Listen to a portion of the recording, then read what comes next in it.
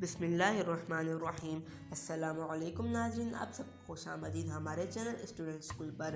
تو ناظرین، جیسا کہ آپ لوگوں نے سب ٹائٹل پر دیکھا کہ آج ہم آپ کو سلطان صلاح الدین ایوبی رحمۃ اللہ علیہ کے بارے میں بتانے جا رہے ہیں۔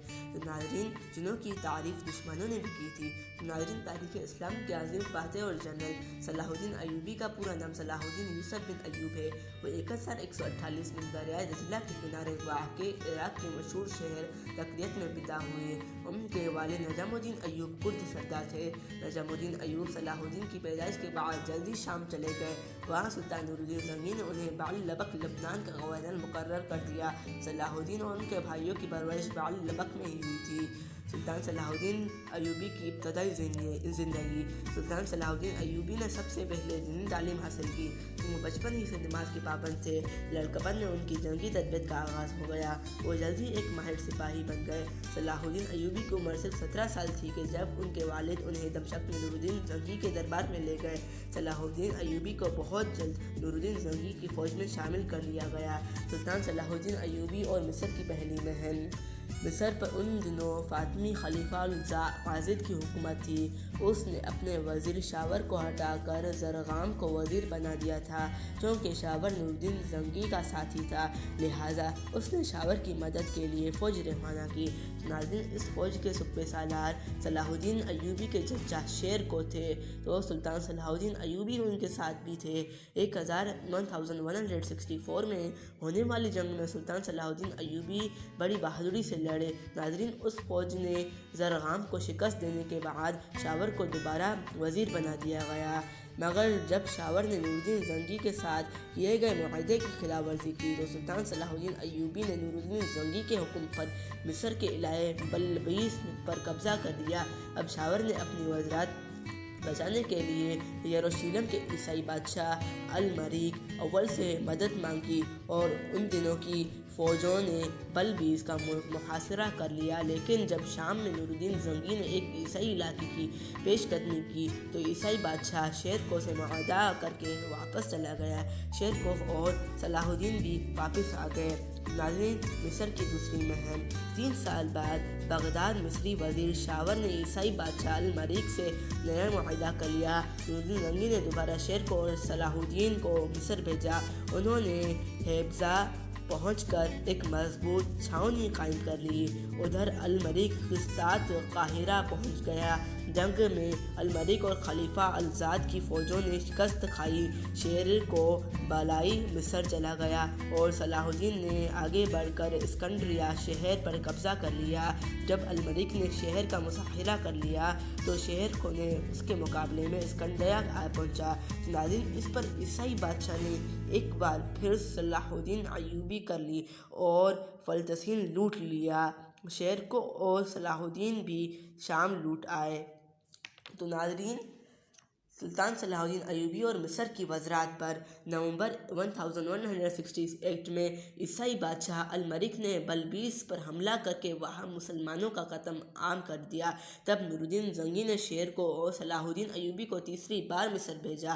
عیسائی فوجوں کو شکست دیتے ہوئے وہ قاہرہ پہنچ گئے۔ لوگوں نے ان دنوں کا بڑا استقبال کیا۔ شاور نے ان کے قتل کی سازش تیار کی مگر ناکام رہا۔ خلیفہ الزاد نے شیرکو کو وزیر بنا دیا۔ ناظرین، 2 ماہ بعد شیرکو نے وفات پائی تو خلیفہ صلاح الدین کو الملک الناصر کا خطاب دے کر وزیر مقرر کر دیا۔ ناظرین، نور الدین زنگی نے بھی سلطان صلاح الدین ایوبی کو مصر میں شامی فوجوں کا صوبہ سالار تسلیم کر دیا۔ ناظرین، فاطمی خلافت کا خاتمہ۔ ناظرین، فاطمی خلافت وہ ہے کہ وہ 999 سے اسٹارٹ ہوئی، 1190 تک وہ پوری خلافت چلی، مطلب 1000 سال وہ فاطمی خلافت چلی۔ تو ناظرین، فاطمی خلافت کا خاتمہ۔ کچھ عرصہ بعد خلیفہ الزاد کے ایک خاص آدمی نے شاہ الملک کو مدد کا پیغام بھیجا، لیکن قاصد پکڑ گیا۔ ادھر ادھر الملک کی درخواست پر قسطنطنیہ نے ایک بحری بیڑ اور اٹلی سے امدادی فوج آ گئی اور عیسائیوں نے دریائے نیل کے دہانے پر مصری شہر حیات کا مظاہرہ کر لیا۔ تو ناظرین، مگر سلطان صلاح الدین نے نور الدین کی پیش قدمی کے باعث عیسائی دمیات کا مظاہرہ چھوڑ کر واپس چلے گئے۔ ناظرین، 1167 میں سلطان صلاح الدین ایوبی نے خیلج عقبہ کی بندرگاہ ایلات پر قبضہ کر کے مصر اور دمشق کے درمیان حائل عیسائی علاقہ فتح کر لیا۔ 1171 میں قلعہ صلاح الدین نے مصر سے فاطمی خلافت ختم کر کے وہاں عباسی خلیفہ مستضیٰ باللہ کا خطبہ جاری کر دیا۔ ناظرین، نور الدین زنگی کی وفات، صلاح الدین ایوبی کی حکمرانی۔ ناظرین، اب سلطان صلاح الدین ایوبی کی حکمرانی کے بارے میں ہم آپ کو بتانے جا رہے ہیں۔ سلطان صلاح الدین ایوبی اب عملاً مصر کے حکمران بن گئے تھے۔ ان کے اس دوران میں سلطان نور الدین زنگی سے کچھ اختلافات پیدا ہو گئے۔ مئی 1174 میں دمشق نور الدین زنگی وفات پا گئے تو صلاح الدین ایوبی نے ان کے کم عمر بیٹے صالح اسماعیل کو سلطان تسلیم کر لیا۔ انہیں دونوں سلیکی سے ایک صلیبی بیڑا اسکندریہ کی بندرگاہ تک آ گیا۔ سلطان صلاح الدین ایوبی فوراً وہاں پہنچے اور 3 دن کی لڑائی کے بعد عیسائیوں کو شکست دی۔ ناظرین، سلطان نے مصر اور شام۔ ناظرین، سلطان صالح اسماعیل ایک کمزور حکمران تھے۔ دمشق کے لوگ ہی چاہتے تھے کہ سلطان صلاح الدین ایوبی دمشق کے حکمران بن جائے۔ ان پر صالح اسماعیل کے ساتھ صلاح الدین سے اختلافات پیدا ہو گئے اور اس کے اپنے چچا سیف الدین سے مدد طلب کی۔ ان حالات میں سلطان صلاح الدین ایوبی نے خود مختاری کا اعلان کر کے سیف الدین اور صالح اسماعیل کو 1174 میں ایک لڑائی میں شکست دی۔ تاہم صلاح الدین نے صالح اسماعیل کو حلب میں حکمران رہنے دیا۔ مئی 1175 میں خلیفہ بغداد نے انہیں مصر، سواڈن، یمن، طرابلس، لیبا، فلسطین اور وسطی شام کی حکومت عطا کر دی۔ وہ سلطان الاسلام و مسلمین کہلائے۔ تو ناظرین، اب آپ کو بتانے جا رہے ہیں سلطان صلاح الدین کے صلیبی سے مصر کے۔ تو ناظرین، سلطان صلاح الدین ایوبی نے نومبر 1177 میں غزوہ اور اسقلان کے عیسائی علاقوں پر حملہ کر دیا۔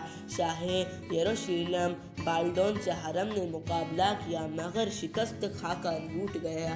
اس پر وہ کرک اردن کے حکمران ریالنڈ کے زیر قیادت سے بہت سے عیسائیوں کو جمع کر کے پھر میدان میں آ گیا۔ ناظرین، رملہ کے جنوب میں زبردست جنگ ہوئی، جنگ میں جس میں عیسائیوں کا پلہ بھاری رہا۔ مئی 1179 میں صلاح الدین کے بھتیجے عزیز الدین فرخ شاہ نے بالڈون سے شکست کھائی۔ تاہم کہ 1 ماہ بعد نور الدین صلاح الدین نے بالڈون کو زبردست شکست دی۔ جون 1180 میں بالڈون اور صلاح الدین میں 2 سال کے لیے صلح ہو گئی۔ ناظرین، حلب، شام اور عراق پر صلاح الدین کا قبضہ۔ ناظرین، ابغائی نامی شخص شاہ یروشلم تھا۔ ادھر حاکم کرک مصر نے آنے والے حابیوں کے قافلوں پر چھاپے مارتا رہتا، اس لیے صلیبوں سے پھر سے جنگ چھڑ گئی، لیکن حلب کا حکمران صالح اسماعیل عیسائیوں کا حلیف بن گیا۔ ناظرین، اس پر صلاح الدین نے حملہ کر کے حلب فاتح کر لیا۔ پھر جون 1183 میں عراق کا اقتدار بھی حاصل کر لیا۔ ناظرین، فروری 1186 میں صلاح الدین نے کرک کے علاقے پر حملہ کیا اور مکہ معظمہ سے واپس آنے والے حابیوں کی حفاظت کے لیے فوج بلا بھیجی۔ اس پر حاکم طرابلس لبنان ریمنڈ نے اختلافات بھلا کر یروشلم کے عیسائی بادشاہ گائے سے صلح کری۔ ناظرین، حاتم طبریہ کی عظیم الشان فاتح سلطان صلاح الدین نے اب بیت المقدس کو عیسائی قبضے سے چھڑانے کا پختہ ارادہ کر چکے تھے، چنانچہ 50,000 کی ایک بھاری فوج ان کے جھنڈے کے نیچے جمع ہو گئی۔ انہوں نے جون 1187 میں 6 روز کا مظاہرہ کر کے بعد عیسائیوں کے زیر قبضہ شہر طبریہ پر قبضہ کر لیا، مگر قلعے پر قبضہ نہ ہو سکا۔ اس دوران میں بیت المقدس سے آنے والے متحدہ عیسائی لشکر حاتم नामी पहाड़ी के पास मैदान में खीमा जन हुआ। एक ज़बरदस्त जंग के बाद ईसाई लश्कर को शिकस्त हुई। बादशाह गाई और कई सलेबी सरदार गिरफ्तार हो गए। उनको मुख्तस सलेब भी मुसलमान के हाथ लगी। तो नाज़रीन, अब हमको बताने जा रहे हैं जंग में सलाहुद्दीन का सजदा। सुल्तान सलाहुद्दीन के बेटे अफजल ने जंग के बाद बताया, मैं तबरिया के मैदान जंग में अपने वालिद के बराबर खड़ा था। ईसाइयों ने 3 मरतबा ऐसा सख्त हमला किया कि सुल्तान के करीब आ गए, मगर मुसलमान कदम जमा कर फिर उन्हें मारते हुए टेले के ऊपर तक पहुँचे आए, जहाँ शाह गाई का खीमा था। मैं जब सलेबों को पसपा होते देखता तो मैं बे इख्तियार कहता, मार भगाए। तीसरी दफ़ा जैसे ही अल्फाज मेरी ज़ुबान से निकले, वालिद ने कहा, चुप, जब तक वो खीमा है उन्हें शिकस्त होना होगी। जैसे ही उन्होंने ये अल्फाज कहे, क्या देखता हूँ कि खीमा गिर गया। मेरे वालिद फ़ौरन घोड़े से उतरकर सजदे में गिर पड़े।